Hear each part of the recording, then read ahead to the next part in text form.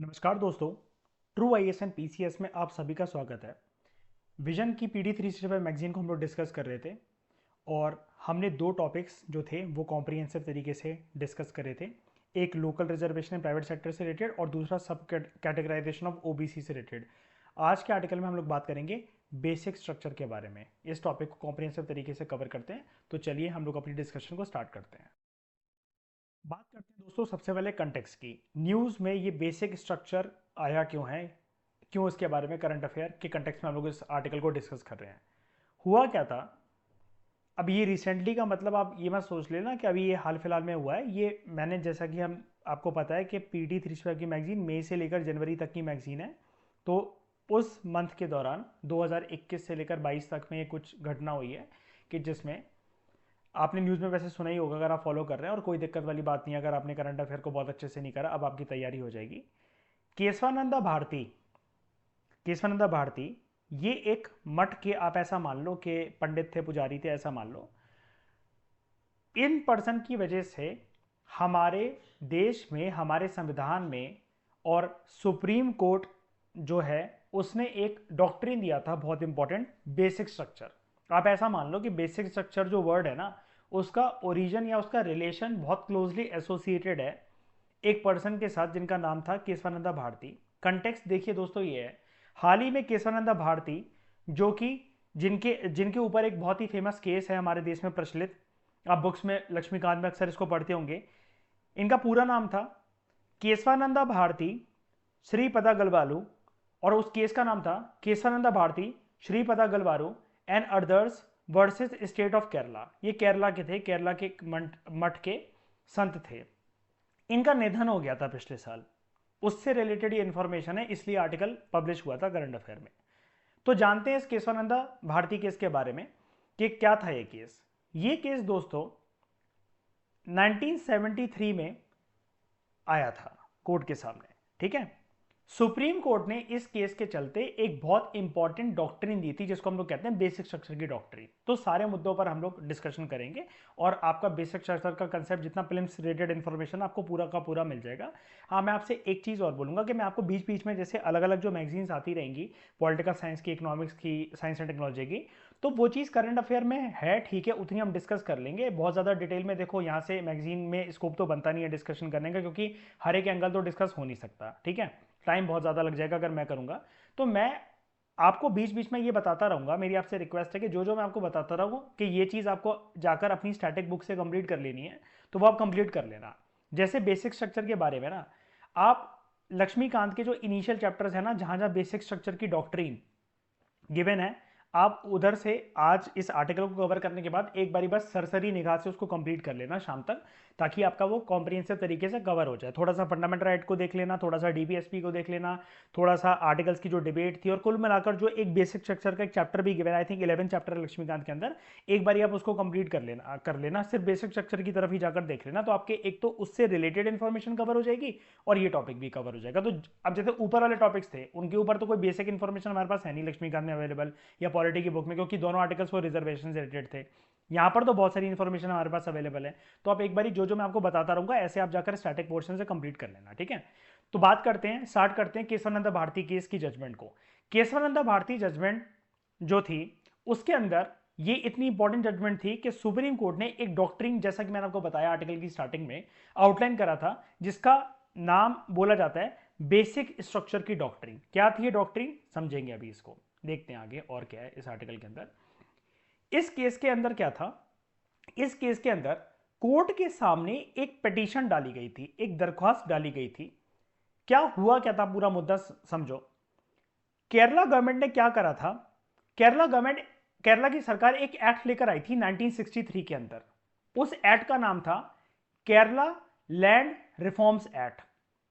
Land reforms होने थे, जो जमीन इधर उधर या फिर कोई भी स्ट्रक्चर अगर इधर उधर बनी हुई थी बिल्डिंग, तो सरकार उनको, केरला को रीऑर्गेनाइज कर रही थी एक तरीके से। आप ऐसा मतलब बिल्कुल आराम से समझ लो कि केरला को रीऑर्गेनाइज कर रही थी और सरकार ना लोगों की प्रॉपर्टीज ले रही थी। अब प्रॉपर्टीज ऐसे कैसे ले सकती है सरकार, तो ये एक्ट लेकर आ गई केरला की government, Kerala land reforms act, कि हम लोग लैंड रिफॉर्म्स लाने वाले केरला के अंदर। 1963 में केरला की सरकार ने बोला, और उसी के चलते जब अलग अलग लोगों की जमीन एक्वायर करी जा रही थी, ठीक है, और केरला की सरकार के ऊपर उस टाइम पर आरोप भी लगना स्टार्ट हो गए थे कि केरला की सरकार कंपलसरी एक्विजिशन कर रही है, जस्ट बिकॉज आप एक्ट लेकर आ गए, हमारी वहां पर पुश्तैनी जमीन है, हमारे पूर्वज यहां पर रहे थे। अब होता है ना कि अगर आप लैंड एक्वायर करो, जैसे ट्राइबल्स का इशू आपने सुना होगा कि कहीं से हाईवे, रेल की पटरियां, रेलवे ट्रैक या एयरपोर्ट बनता है तो उन जंगल को साइड करके ट्राइबल्स के बहुत इश्यूज होते हैं कि उनको वहां से डिस्प्लेस कर दिया जाता है, प्रॉपर तरीके से रिहेबिलिटेशन नहीं करी जाती। तो ये इशू टाइम टू टाइम हमारे देश में अलग अलग कोनों में जब भी बात आती है लैंड एक्विजिशन की या फिर लैंड रिफॉर्म्स की, ये होते ही हैं। सिमिलर ऐसे इंसिडेंट हुआ था 1963 में, आप रिलेट कर सकते हो, है ना, आराम से इस बात को। हुआ क्या, केस गया क्यों, ये ऐसा क्या हो गया था, यहां पर एक पर्सन थे जिनका एक बहुत बड़ा, वहां पर आप ऐसा कह सकते हैं उनके पास जमीन का एक हिस्सा था केरला के अंदर, जिनका नाम था केशवानंद भारती। ये एक रिलीजियस मठ के एक लीडर थे, रिलीजियस लीडर थे, आप ऐसा कह सकते हैं उनको, ये संत या पुजारी थे वहां के, ठीक है। एक मठ था, मठ आप जानते होंगे हिंदुज्म के अंदर जो पवित्र स्थल होते हैं उनको मठ कहते हैं हम लोग। तो इनका लैंड जो था केरला की सरकार के द्वारा एक्वायर कर लिया गया, और इनका यह आरोप था कि मेरा जो लैंड है वो कंपलसरी एक्वायर करा गया है under Kerala land reforms act 1963। अब उस टाइम पे क्या है कि ये चैलेंज क्यों कर रहे हैं, सवाल ये उठता है। चैलेंज इसलिए कर रहे हैं, और ये केस डायरेक्टली सुप्रीम कोर्ट में फिर इसलिए चला गया था, बात को समझने की कोशिश करना। बेसिक अगर आप लक्ष्मीकांत की इंफॉर्मेशन जानते हो तो आप एक चीज जानते होगे कि शुरू शुरू में जब हमारा देश आजाद हुआ था, और काफी टाइम तक, आज के टाइम में तो हमारे पास 6 फंडामेंटल राइट्स हैं, लेकिन शुरू शुरू में हमारे पास 7 फंडामेंटल राइट्स हैं, ठीक है। बहुत बेसिक बात मैं आपको बता रहा हूं, अगर कोई आप में से पहली बार इस चीज को सुन रहा है तो कोई कोई दिक्कत वाली बात नहीं है, आप कभी भी किसी चीज को सीख सकते हो, कोई टेंशन वाली बात नहीं है। आप ऐसा समझ जाओ, जितने लोग जानते हैं अच्छी बात है, लेकिन जितने लोग नहीं जानते हैं तो उनके लिए मैं बता रहा हूं। आप ऐसा समझ जाओ, समझ के आ जाओ, वैसे ऐसा था ही।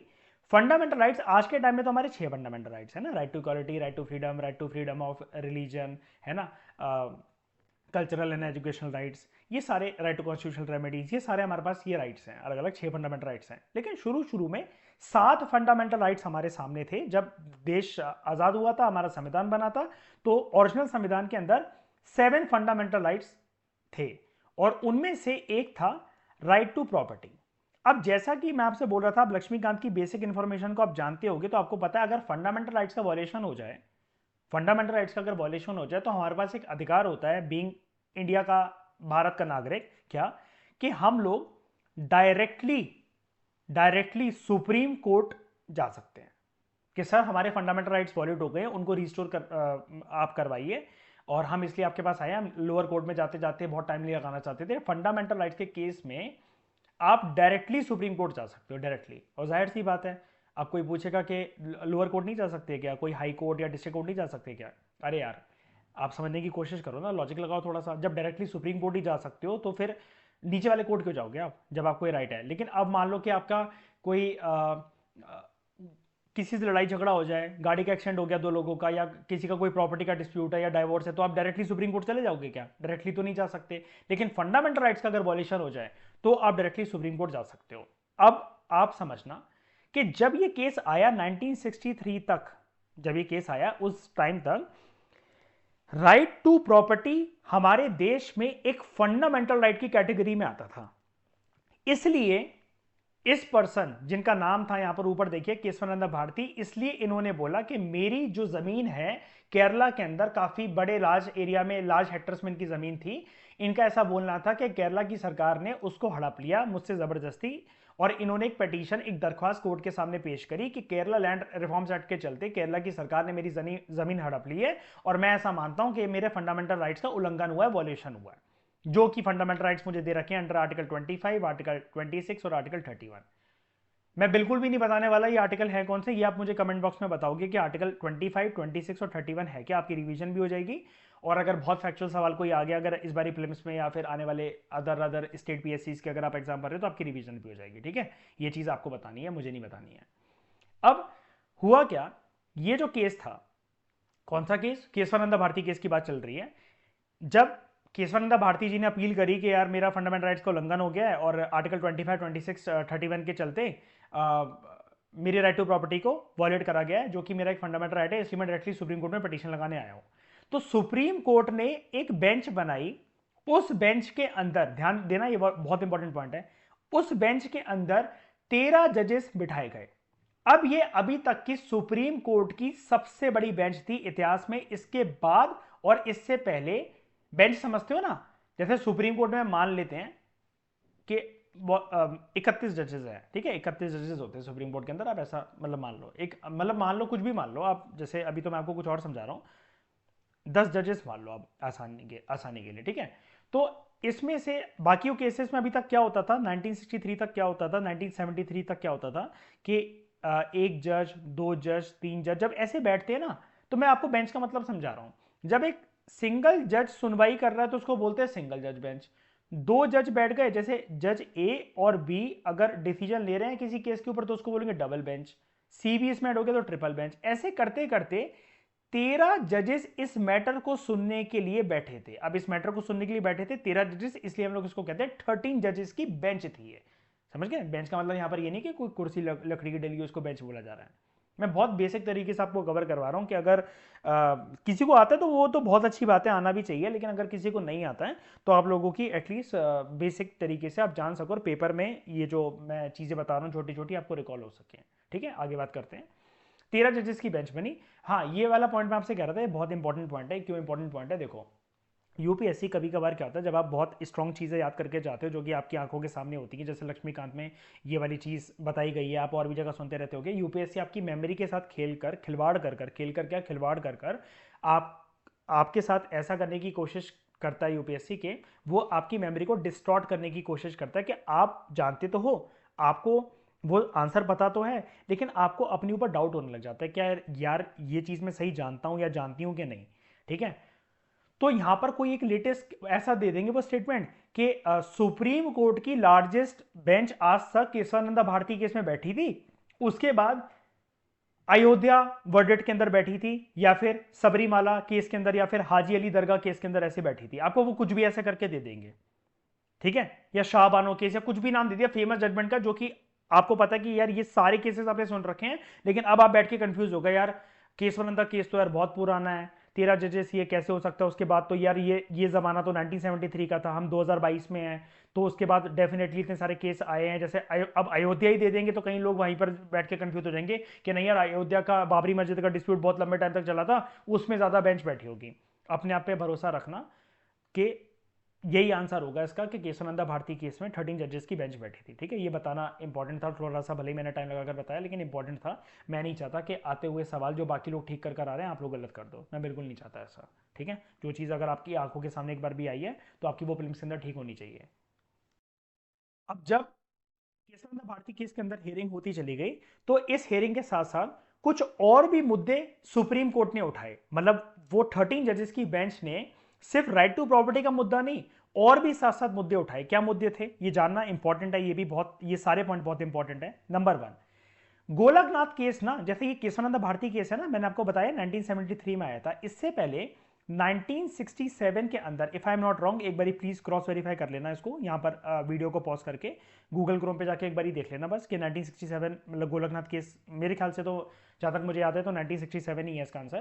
कि गोलकनाथ केस जो कि 1967 में आया था, इसकी इंटरप्रिटेशन से रिलेटेड ये भी देखा कोर्ट ने, ये देखा कि गोलकनाथ केस के अंदर जो कि प्रॉपर्टी का मुद्दा एक बारी पास में भी आया था। और गोलकनाथ केस पता है कौन सी स्टेट का था? जैसे ये केशवानंद भारती केस जो है अभी हमने पढ़ा ना, ये केरला का था। ये भी आपको फैक्ट याद रखना है, मैं बताना भूल गया, ये भी फैक्ट याद रखना कि केशवानंद भारती केस केरला और गोलकनाथ केस पंजाब, ये पंजाब से रिलेटेड था। फिर कोर्ट ने यह भी देखा कि हम लोग और किस इशू को एड्रेस करेंगे, आर्टिकल 368 की इंटरप्रिटेशन को। क्या होता है आर्टिकल 368? पार्लियामेंट की पावर होती है आर्टिकल 368 के अंदर, संविधान के अंदर, कि क्या वो कॉन्स्टिट्यूशन को या कॉन्स्टिट्यूशन के किसी पार्ट को अमेंड कर सकता है, क्या उसके अंदर चेंजेस ला सकता है, ये वाली बात आर्टिकल 368 में होती है। और आज के टाइम में जितने भी constitutional amendments, constitutional amendment acts वो आते हैं, आर्टिकल 368 उनका बेस होता है। ठीक है, तो दूसरा फैक्ट आपको पता लग गया। और क्या बोला यहां पर, ये पॉइंट मेंशन करना भूल गए, ये तीसरा पॉइंट बनेगा। 24th कॉन्स्टिट्यूशनल अमेंडमेंट एक्ट की वैलिडिटी कितनी है? ठीक है, 25 कॉन्स्टिट्यूशनल अमेंडमेंट एक्ट के सेक्शन 2 सेक्शन 3 की वैलिडिटी कितनी है?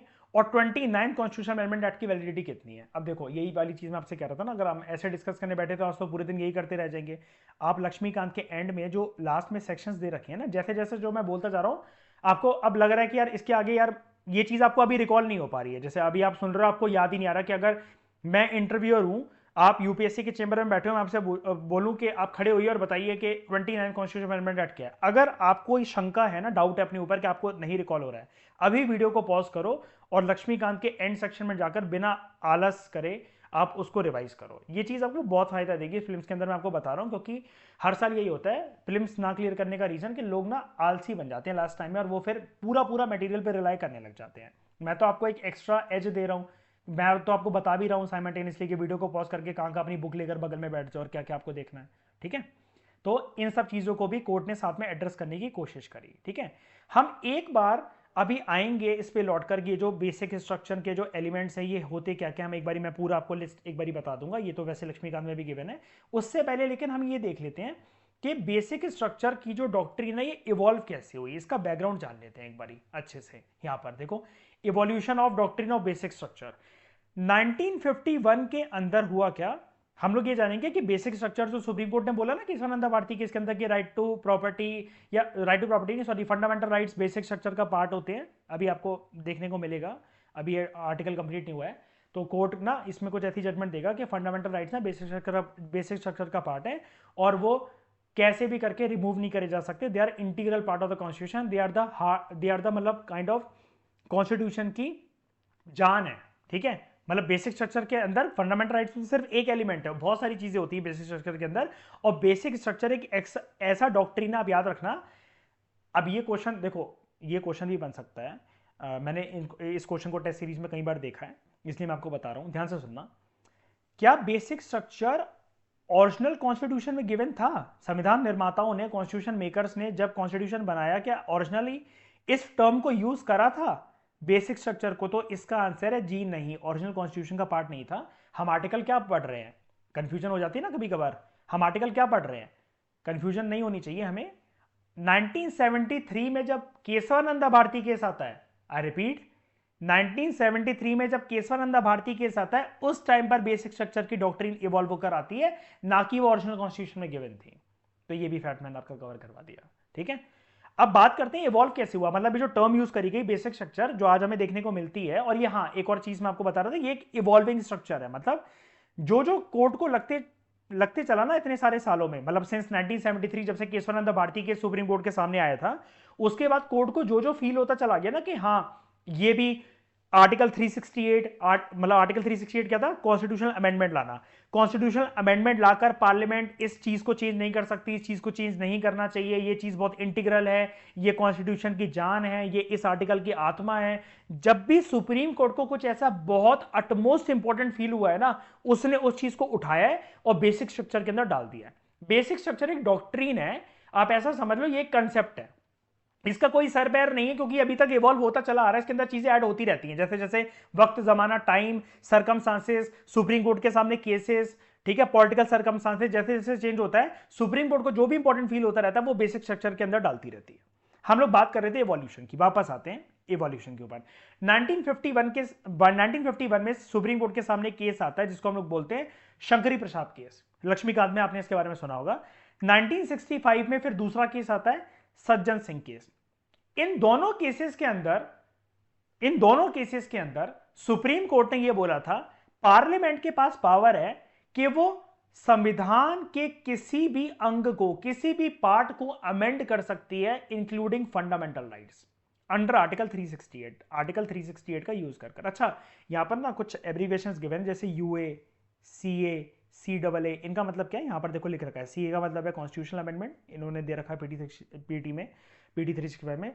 सीए का मतलब है कॉन्स्टिट्यूशनल अमेंडमेंट, CAA का मतलब है कॉन्स्टिट्यूशनल अमेंडमेंट एक्ट, और यूए का मतलब है अंडर आर्टिकल। ठीक है, तो आप कंफ्यूज मत होना कि मैं ये क्या बोले जा रहा हूँ, यूए की फुल फॉर्म और CAA की फुल फॉर्म, तो यहाँ पर गिवन है क्योंकि ऑलरेडी इन्होंने यहाँ पर मेंशन देखो यहाँ पर कर रखा है। ठीक है, क्योंकि जब आप मैगजीन पढ़ोगे तो आपको समझ में आ जाएगा, अगर आप PDF से पढ़ते हो तो इसलिए मैंने आपको बता दिया। इन दोनों केसेस में सुप्रीम कोर्ट ने क्या बोला शुरू में, उसका स्टैंड क्या था कि पार्लियामेंट के पास पावर है कि वो किसी भी पार्ट को इंक्लूडिंग फंडामेंटल राइट्स को अंडर आर्टिकल 368 अमेंड कर सकती है पार्लियामेंट। ठीक है, उसके बाद 1967 में जैसा कि मैंने आपको बताया, देखो हाँ ये चीज ठीक हो गई, 1967 में आया था गोलकनाथ केस। ठीक है, गोलकनाथ केस में दो बातें बोली गई। अब सुप्रीम कोर्ट ने थोड़ा सा अपना स्टैंड क्या रखा, उसने बोला under article 368 article it did not conferred amending power to the parliament. Parliament के पास पावर तो है, लेकिन कॉन्स्टिट्यूशन के, संविधान के किसी पार्ट को अमेंड करने की पावर नहीं है, चेंज करने की पावर नहीं है, अमेंडिंग पावर्स नहीं है पार्लियामेंट के पास।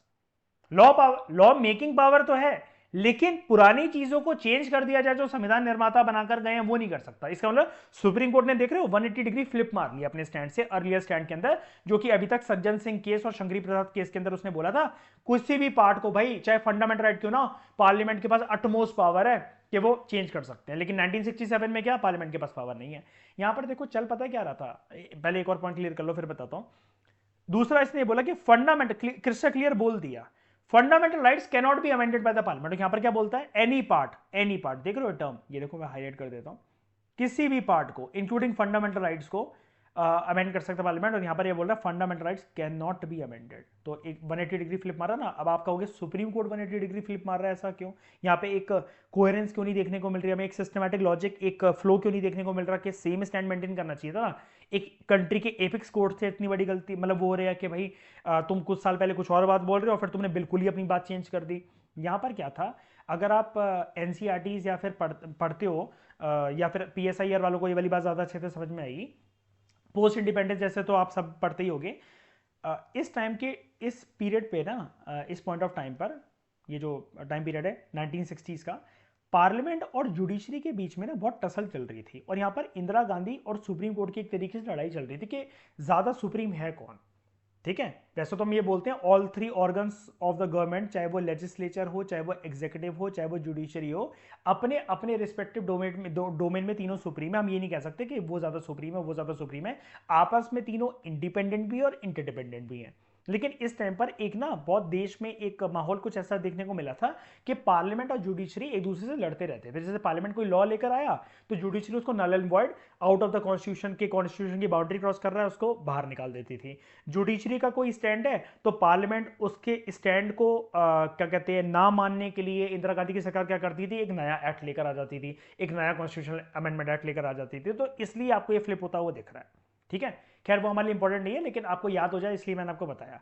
1971 में फिर क्या हुआ, 1971 में 24th कॉन्स्टिट्यूशनल अमेंडमेंट एक्ट जब आया, उसमें ये बोला गया कि कॉन्स्टिट्यूशनल अमेंडमेंट क्योंकि कानून नहीं होते हैं, मतलब इस अमेंडमेंट एक्ट के अंदर ऐसा बोला, सरकार लेकर आती है ना कॉन्स्टिट्यूशनल अमेंडमेंट एक्ट, तो सरकार ने बोला कि क्योंकि कॉन्स्टिट्यूशनल अमेंडमेंट एक्ट कानून की डेफिनेशन में नहीं आते अंडर आर्टिकल 13, ठीक है, तो पार्लियामेंट उनको आसानी से अमेंड कर सकता है। ठीक है, कि किसी भी लॉ को अमेंड करा जा सकता है क्योंकि जो लॉ है they do not come under definition of article 13। ये जितने भी आर्टिकल्स मैं बोलता जा रहा हूं, आप एक बारी लक्ष्मीकांत से देख लेना, जितना यहां पर टाइम के अकॉर्डिंग बन पा रहा है मैं आपको बताते चल रहा हूं, लेकिन आपको लक्ष्मीकांत से थोड़ा सा इंफॉर्मेशन देखनी पड़ेगी बेसिक स्ट्रक्चर वाले इस वाले करंट अफेयर के टॉपिक के अंदर।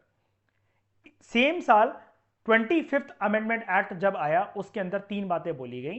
क्या, इसमें सेक्शन 2 इंट्रोड्यूस करा गया। सेक्शन 2 किस लिए आया था, it curtailed right to property with due compensation, कि राइट टू प्रॉपर्टी का फंडामेंटल राइट नहीं है, ठीक है, और जिसकी प्रॉपर्टी ली जाएगी सरकार ने ऐसा बोला उसे डोंट वरी फेयर कंपनसेशन मिल जाएगी। तो ऐसा सेक्शन 2 इंट्रोड्यूस करा गया।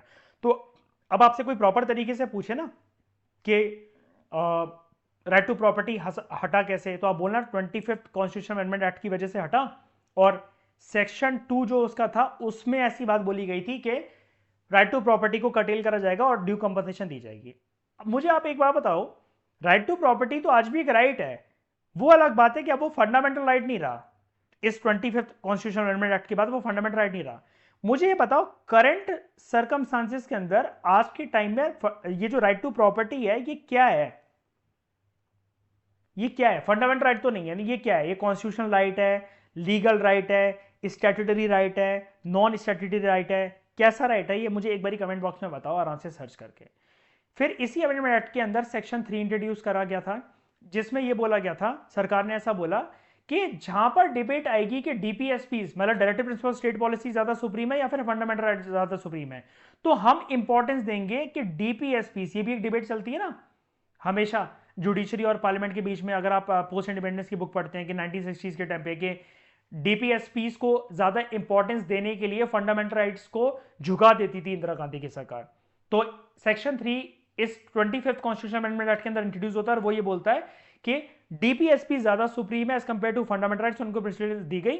और अब सुप्रीम कोर्ट या किसी भी कोर्ट को अगर देखना है ना, जैसे हाई कोर्ट और सुप्रीम कोर्ट देखते हैं कि कोई लॉ सरकार का बनाया हुआ, जैसे एक तरीके से कानूनी तो हुआ ना ये कॉन्स्टिट्यूशन अमेंडमेंट एक्ट, अब अमेंड होकर कोई चीज चेंज होकर एक नया तरीके का कानून आ रहा है जिसका नया रूप और स्वरूप है ना। तो जुडिशरी हमेशा से चेक करता हुआ आता था कि कोई सरकार का बनाया हुआ, पार्लियामेंट का बनाया हुआ कानून कुछ ऐसा तो नहीं है, सरकार नहीं बोलना चाहिए मुझे, सॉरी, हम लोग पॉलिटी स्टेट सेंस में पढ़ रहे हैं, तो सरकार तो लॉ को एग्जीक्यूट करती है, पार्लियामेंट के द्वारा कोई भी कानून ऐसा तो नहीं है कि वो बाउंड्रीज क्रॉस कर रहा हो। अगर जुडिशरी को लगता है कि वो बाउंड्री क्रॉस कर रहा है तो जुडिशरी उसे नल एंड वॉइड डिक्लेयर कर देती है ना। लेकिन इस अमेंडमेंट एक्ट ने, 25th अमेंडमेंट एक्ट ने जुडिशरी की पावर को छीन लिया, स्कोप ऑफ जुडिशियल रिव्यू को नैरो कर दिया। जुडिशियल रिव्यू का आता है वही, मतलब चेक करना कि कोई चीज कॉन्स्टिट्यूशन की बाउंड्री को, कोई एक लॉ है अगर पार्लियामेंट के द्वारा बनाया गया तो वो कॉन्स्टिट्यूशन की बाउंड्रीज को क्रॉस तो नहीं कर रहा है, अगर कर रहा होगा तो नल एंड वॉइड डिक्लेयर कर दिया जाएगा, वो अनकॉन्स्टिट्यूशनल डिक्लेयर कर दिया जाएगा, ठीक है। और आर्टिकल 39B और 39C के अंदर जो ये पावर थी जुडिशरी को, इसको छीन लिया गया। फिर अगले साल 1972 के अंदर एक नया अमेंडमेंट एक्ट लेकर आती है सरकार, 29th कॉन्स्टिट्यूशनल अमेंडमेंट एक्ट, जिसकी वजह से दो नए लैंड रिफॉर्म्स लेजिस्लेशन कानून इंट्रोड्यूस करे गए और ये डाले गए 9th शेड्यूल के अंदर, ठीक है। और सरकार ने ऐसा भी बोल दिया था टाइम पर, जो चीजें, जो कानून 9th शेड्यूल के अंदर डाले गए हैं उनका जुडिशरी उनको रिव्यू नहीं कर सकती है। और ये वाली चीज आई थिंक 2020 के प्रिम्स में आ चुका है, ये पूछा जा चुका है 20 या 19, ये वाला स्टेटमेंट के क्या जब पार्लियामेंट किसी चीज को 9th शेड्यूल के अंदर डाल देती तो क्या जुडिशरी के पास पावर नहीं रह जाती जुडिशियल रिव्यू करने की। एक चीज आप याद रखना, जुडिशरी किन किन चीजों को रिव्यू कर सकती है। अगर आपको ऐसी कोई स्टेटमेंट आए ना, मैं आपको एक ट्रिक बता रहा हूं, आप ऐसा समझ जाना 99.9% केसेस के अंदर जुडिशरी के पास पावर है हर चीज को रिव्यू करने की। हमारे देश के अंदर हर चीज में जुडिशियल रिव्यू हो सकता है 99.9% केसेस के अंदर। तो आप ऐसा मत सोचना कि इसमें क्या, यार मुझे तो समझ में नहीं आ रहा लिस्ट, अगर वो कुछ ऐसी दे दे क्या consider the following items in the constitution, क्या, या फिर सरकार के द्वारा बनाए हुए कुछ भी बोल दे और स्टेटमेंट आपको आ जाए कि जुडिशरी इनमें से किस किस चीजों को रिव्यू कर सकती है, किस किस चीजों को नहीं कर सकती।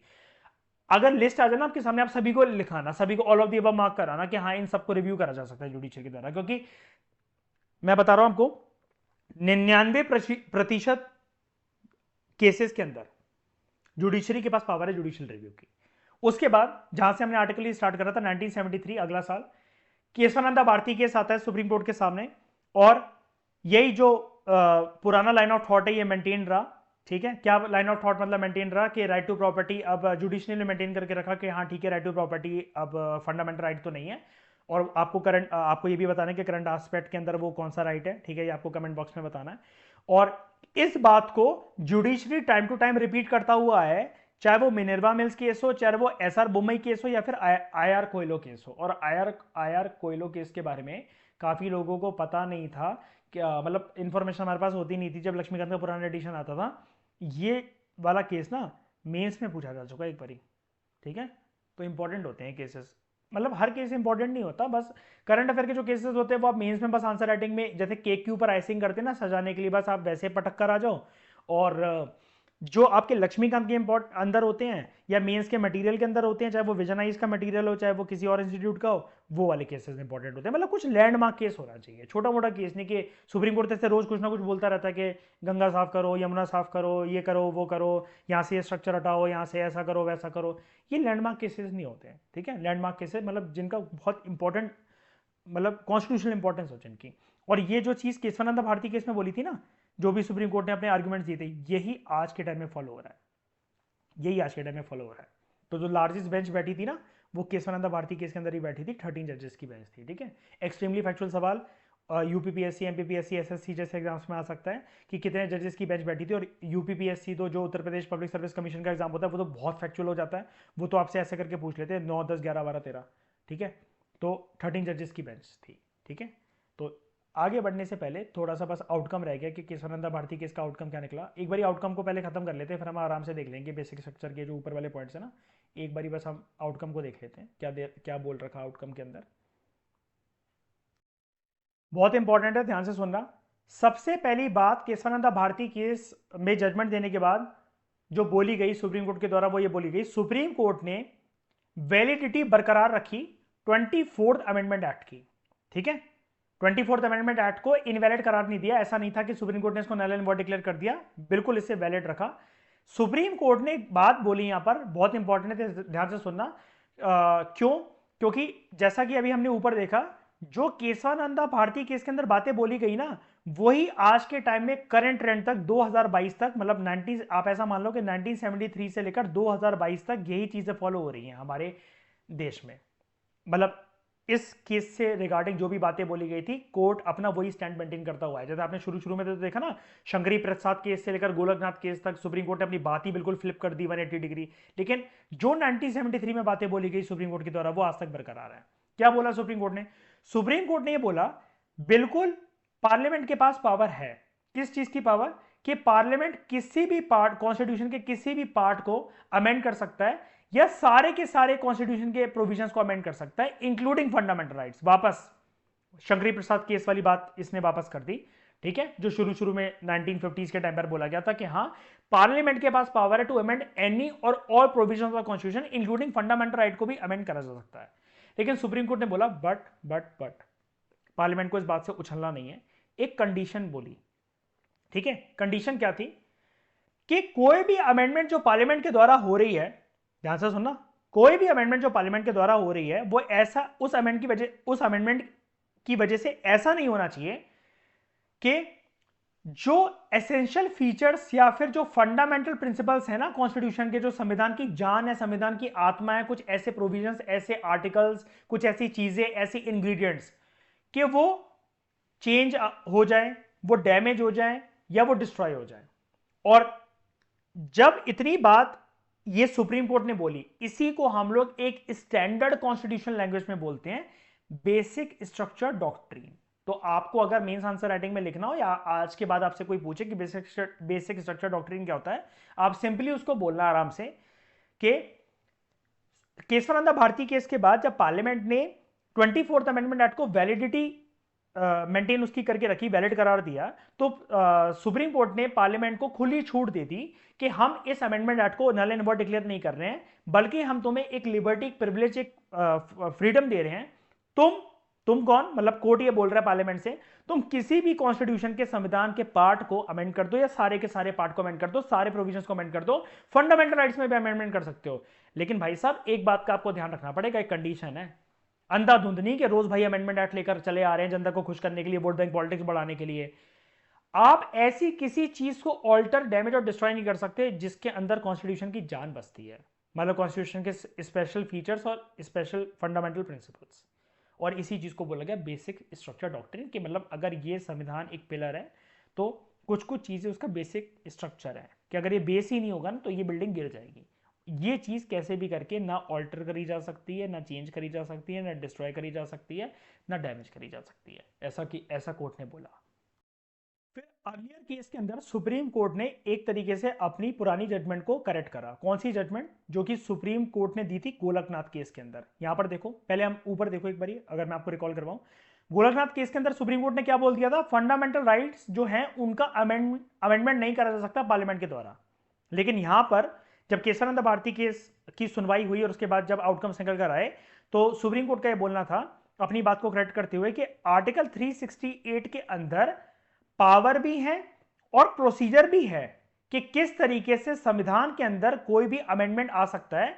और पार्लियामेंट के पास, जैसे वो बोल रहे हैं ना ऊपर, यहां पर देखो, यहां पर बोल रहा है ना वो, कि पार्लियामेंट के पास पावर नहीं है अमेंडमेंट करने की, ठीक है, कॉन्स्टिट्यूशन के किसी पार्ट या किसी प्रोविजन को। लेकिन यहां पर अब सुप्रीम कोर्ट ने बोला, अपनी पुरानी बात को बरकरार रखते हुए, शंकरी प्रसाद के जमाने वाली, कि पार्लियामेंट के पास बिल्कुल अमेंडिंग पावर्स भी हैं और लेजिस्लेटिव पावर्स भी हैं, और दोनों पावर्स में डिफरेंस है कि जो पार्लियामेंट के पास कॉन्स्टिट्यूशन के किसी प्रोविजन को अमेंड करने की जो पावर है और कानून बनाने वाली पावर है, दोनों में डिफरेंसेस है। लेकिन यस, पावर भी है पार्लियामेंट के पास और उसके लिए प्रोसीजर भी है, और ये सब चीजें दे रखी हैं। यहां पर आप देखो आर्टिकल 368 के अंदर, यहां पर हाईलाइट कर देता हूं मैं इसको, आर्टिकल 368 के अंदर, ठीक है। और लास्ट वाला पॉइंट भी काफी भयंकर है, इसके अंदर दो तीन फैक्ट्स एक साथ दे रखे हैं। सुप्रीम कोर्ट ने, जैसा कि ऊपर ये जो दे रखा था ना 24th अमेंडमेंट एक्ट, इसको वैलिड करार दिया, ऐसे 25th अमेंडमेंट एक्ट और 29th अमेंडमेंट एक्ट को भी सुप्रीम कोर्ट ने बोला कि हाँ ये वैलिड है, हम इसे नल एंड वॉइड डिक्लेयर नहीं कर रहे। लेकिन इन अमेंडमेंट एक्ट्स के थ्रू जो पावर नहीं चली गई थी सुप्रीम कोर्ट की, जो अभी हमने ऊपर पढ़ा कि सुप्रीम कोर्ट ये देख सकता है कि कोई भी कानून क्रॉस तो नहीं कर रहा कॉन्स्टिट्यूशन की बाउंड्रीज को, अगर कर रहा हो तो वो उसको नल एंड वॉइड डिक्लेयर कर सकता है, जिसको कहते हैं पावर जुडिशियल रिव्यू। सारे इस चीज को, इस 25th और 29th अमेंडमेंट एक्ट के सारे प्रोविजंस को बरकरार रखा, एक्सेप्ट फॉर द पार्ट्स जो कि कटेल करते थे सुप्रीम कोर्ट की पावर को, जुडिशियल रिव्यू की उसकी पावर को। ठीक है, जुडिशियल रिव्यू की पावर मतलब कोर्ट ने बोला कि आपको हमें वापस देनी पड़ेगी। 99% केसेस के अंदर हमारे पास पावर है जुडिशियल रिव्यू करने की हर केस के अंदर, वरना आप तो ऐसे कोई भी कानून बना दोगे जनता को खुश करने के लिए, वोट बैंक पॉलिटिक्स को एनहेंस करने के लिए, लेकिन फिर आपके कानून बनाने की वजह से हो सकता है 95% जनता को फायदा मिल रहा हो, लेकिन 5% का बहुत भयंकर लेवल पे नुकसान हो रहा, हम वो नहीं होने देंगे, हम वो नहीं होने देंगे। ठीक है, और ये भी एजर्ट करा। और अच्छा अच्छा, ऐसा सुप्रीम कोर्ट कर क्यों सकता है? ऐसा इसलिए कर सकता है क्योंकि सुप्रीम कोर्ट को हमारे कॉन्स्टिट्यूशन का गार्डियन माना जाता है। 2015 के प्रीलिम्स के अंदर ये क्वेश्चन आया था, जब उन्होंने बोला था who is regarded as guardian of the constitution. 15 या 14 की बात है शायद से, 13, 14, 15 देख लेना, प्रीवियस ईयर पेपर में ऐसा कुछ था कि आपको लिस्ट दे रखी थी, PM, president, governor, supreme court, कौन होता है, मतलब क्या कहते हैं, गार्जियन कौन होता है कॉन्स्टिट्यूशन का, तो ये सुप्रीम कोर्ट गार्जियन होता है। ठीक है, जुडिशरी गार्जियन होती है, ऐसा बोल सकते हो। और ये भी एजर्ट करा, इसमें ये भी बोला गया कोर्ट के द्वारा, प्रीएम्बल जो है it is part of the constitution. और क्या, और क्योंकि जो चीज़ कॉन्स्टिट्यूशन का पार्ट है, अभी तक तो आप सीख ही गए हो ना, वो चीज़ अमेंड करी जा सकती है, इसलिए प्रीएम्बल के अंदर भी अमेंडमेंट आ सकती है।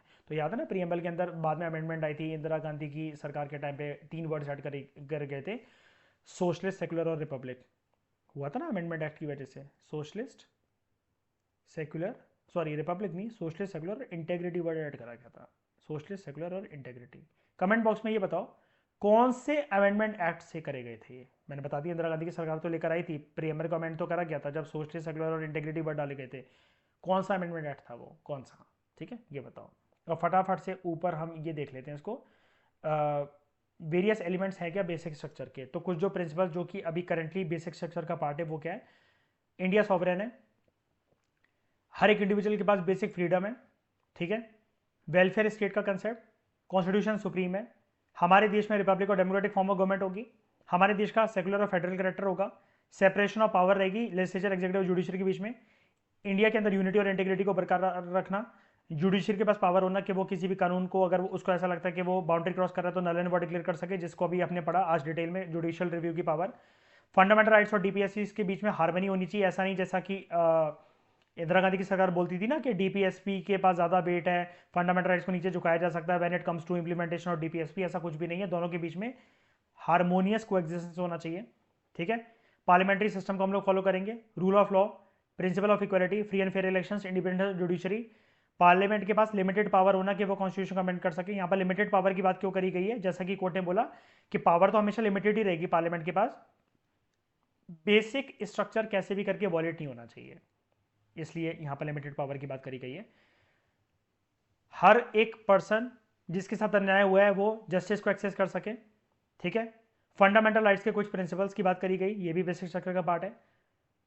सुप्रीम कोर्ट के पास कुछ पावर्स होना अंडर आर्टिकल 32, 136, 141 और 142, ये देख लेना आप लक्ष्मीकांत में से। और हाई कोर्ट के पास सिमिलर सी पावर अंडर आर्टिकल 226 और 227, ये भी आप लक्ष्मीकांत में से देख लेना। ये जितने प्रिंसिपल्स हैं, ये जितने हमने ये प्रिंसिपल्स पढ़े यहाँ से लेकर यहाँ तक, किस सारे के सारे बेसिक स्ट्रक्चर के पार्ट हैं। ऊपर आप अगर टॉपिक देखो, यहाँ पर आपको देखो देखने को मिलेगा various elements of basic structure. यहाँ पर देखो, ये देखो various elements of basic structure. तो दोस्तों इस तरीके से हमने ये थर्ड टॉपिक भी कंप्लीट कर लिया अपना बेसिक स्ट्रक्चर से रिलेटेड। आई होप आपको डिस्कशन अच्छी लगी होगी, आपको मजा आया होगा। कई लोग ये बोल रहे थे कि शुरू के 2 उसमें वीडियोस में ना आवाज़ नहीं आ रही थी, इस वीडियो में आई थिंक सही आवाज़ आ रही होगी, एक बारी कमेंट करके मुझे बता देना। वो यूट्यूब पे जब मैं डाल रहा था तो शायद से कुछ इंटरनल दिक्कत हो गई होगी, मुझे पता नहीं कि क्या दिक्कत थी, अपलोडिंग के टाइम पर कुछ शायद से कुछ बिगड़ गया होगा, लेकिन आई होप अब आपको आवाज़ क्लियर आ रही होगी। मैंने कुछ इंटरनल सेटिंग्स चेंज करी हैं इसकी अपने ये लैपटॉप की, तो आप एक बारी मुझे कमेंट बॉक्स में बता देना कि इस वीडियो से आवाज़ क्लियर है आप सबको। ठीक है, और शुरू की 2 वीडियोस में अगर नहीं थी तो मेरी आपसे रिक्वेस्ट है कि आप लोग ईयरफोन्स, हेडफोन्स वगैरह यूज़ कर लेना, सुन लेना, वो इंपॉर्टेंट है। ठीक है, आवाज़ कम रह गई होगी उसके लिए आई एम सॉरी। और आई होप आपको डिस्कशन में मज़ा आ रहा होगा, ऐसे ही मज़ेदार अपनी प्रिपरेशन करते रहिए, और इस बारी प्रीलिम्स आप लोगों को मेरे को निकाल के दिखाना है। ठीक है, thank you very much for discussion.